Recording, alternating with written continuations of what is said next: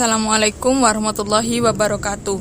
Kami dari kelompok 2 akan menyampaikan materi tentang presentasi. Sebelum kelompok kami memaparkan materi, izinkan saya memperkenalkan anggota kelompok. Yang pertama adalah Putri Arum Pertiwi dengan NIM 003, yang kedua adalah Vian Sukmaningsi dengan NIM 010, yang ketiga Dewi Intansari NIM 018, yang keempat Daisy Larosa dengan NIM 020, yang kelima Fadila Andini dengan NIM 027, yang keenam Taskiatul Kolbi dengan NIM 037.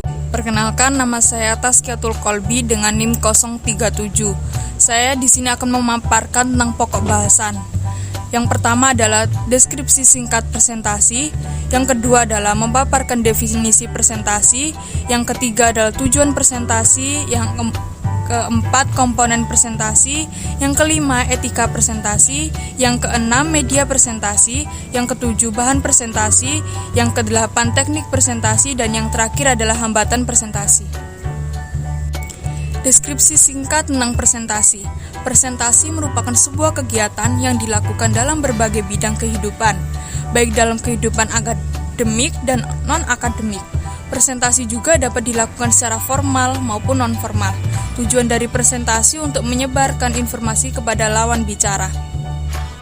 Perkenalkan, nama saya Fadila Andini Putri dengan NIM 027. Di sini saya akan menjelaskan mengenai definisi presentasi.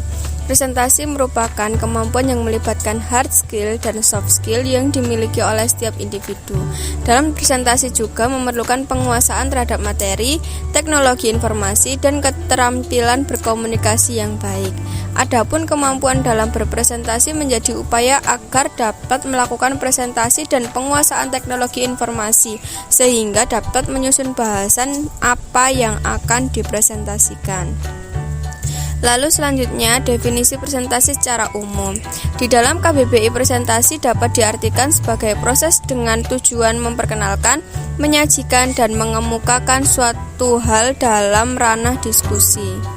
Yang kedua, presentasi merupakan sebuah proses dalam menyampaikan ide, produk ataupun hasil kerja dengan suatu keterampilan yang dijelaskan di depan forum presentasi.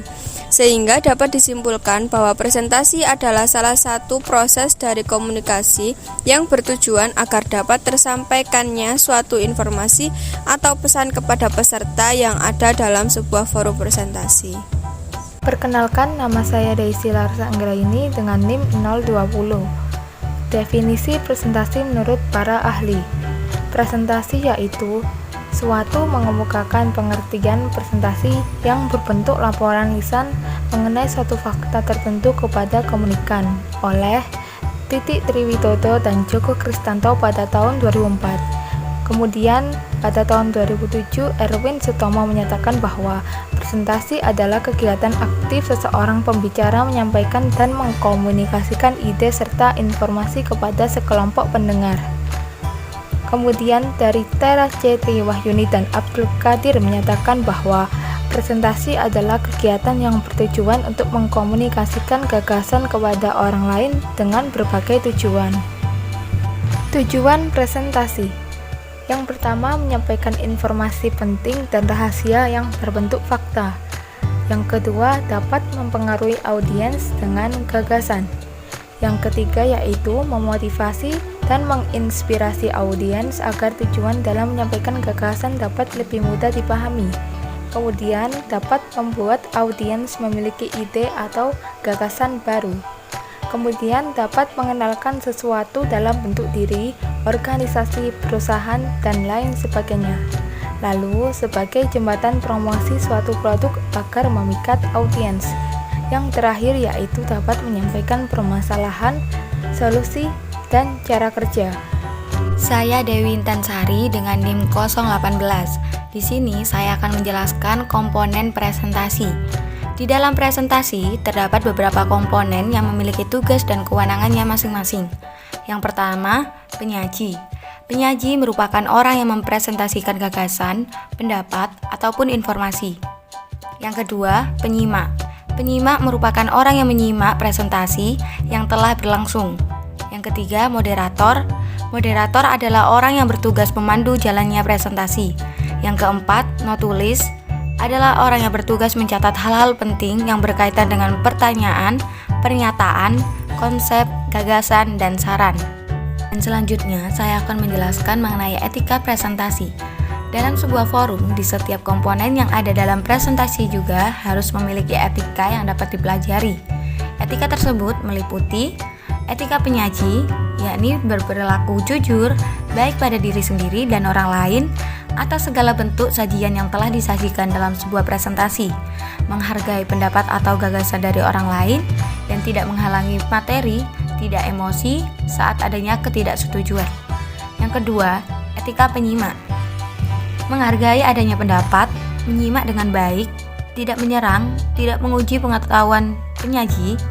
Dan yang ketiga, etika moderator, yakni mengendalikan jalannya presentasi, memahami materi presentasi, bersikap adil, dan memberikan kesempatan pada penyimak untuk berpartisipasi. Yang keempat, etika notulis, yang mana pusat perhatian pada jalannya presentasi, membuat kesimpulan, memberikan laporan tertulis selama presentasi kepada moderator. Saya Fian Sukmaningsih, NIM 010 akan menyebutkan media presentasi. Media yang digunakan dalam presentasi adalah: pertama, laptop atau komputer, papan tulis, mikrofon, sound, proyektor dan layar, laser pointer, software presentasi. Selanjutnya adalah bahan presentasi. Dalam presentasi juga dapat menyiapkan bahan atau materi yang akan dipresentasikan, sehingga ada hal yang perlu diperhatikan dalam membuat bahan presentasi. Yang pertama, mudah dibaca, latar belakang, slide yang sederhana, grafik dan diagram, isi tampilan dari slide, keterkaitan isi di setiap slide, jangan terlalu banyak slide, informasi lebih lanjut. Selanjutnya adalah teknik presentasi. Yang pertama, penyaji menyapa peserta yang hadir. Kedua, penyaji menyampaikan pendahuluan materi presentasi. Yang ketiga, penyaji menyampaikan isi presentasi. Dan yang keempat, penyaji memberikan kesimpulan pada materi yang dipresentasikan. Di dalam presentasi sendiri terdapat 3 bagian penting, yaitu pembukaan, penyajian isi presentasi, dan juga penutup. Di dalam pembukaan sendiri, terdapat beberapa bagian yang harus diperhatikan, yaitu memberikan salam pembuka, memperkenalkan diri, memperhatikan kebutuhan peserta, memperhatikan aturan presentasi, menyampaikan struktur presentasi, dan menyimak.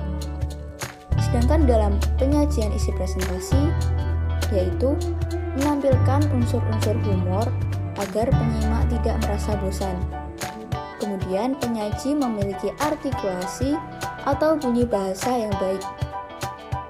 Di bagian penutup, menyampaikan kalimat penutup, menyampaikan ringkasan presentasi, dan juga melakukan power closing atau penutup presentasi. Kemudian hambatan presentasi. Hambatan dalam presentasi dikelompokkan menjadi 2, yaitu hambatan internal dan juga hambatan eksternal.